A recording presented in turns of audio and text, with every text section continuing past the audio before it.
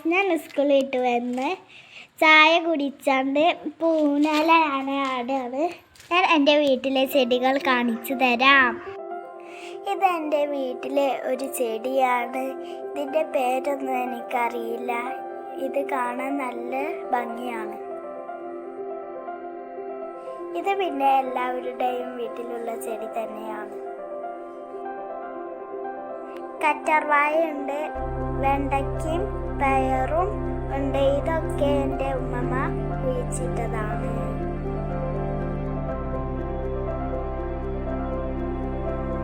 ഇതിൻ്റെ വീടാണ്. മുന്നിൽ കാണുന്നത് ഞങ്ങളുടെ തറവാടാണ്. തറവാട്ടിൽ ഇപ്പോൾ ആരും താമസിക്കുന്നൊന്നുമില്ല. ഇത് എൻ്റെ അമ്മയുടെ വീടാണ്. അവർ കോയമ്പത്തൂരിലാണ് താമസിക്കുന്നത്. അവർ ഇങ്ങോട്ട് വരുമ്പോഴാണ് ഈ വീട്ടിൽ നിൽക്കൽ.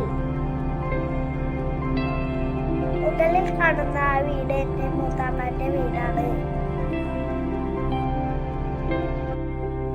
ഞങ്ങളുടെ വീട്ടിൽ കുറേ ചെടികൾ ഉണ്ടായിരുന്നു, അതൊക്കെ പോയി. പിന്നെ ഞങ്ങളുടെ വീട്ടിൽ ഒരു പ്രശസ്തിന്റെ വള്ളിയുണ്ട്. അതിൽ കായ് കുറേയുണ്ട്, പക്ഷെ പഴുത്തിട്ടില്ല.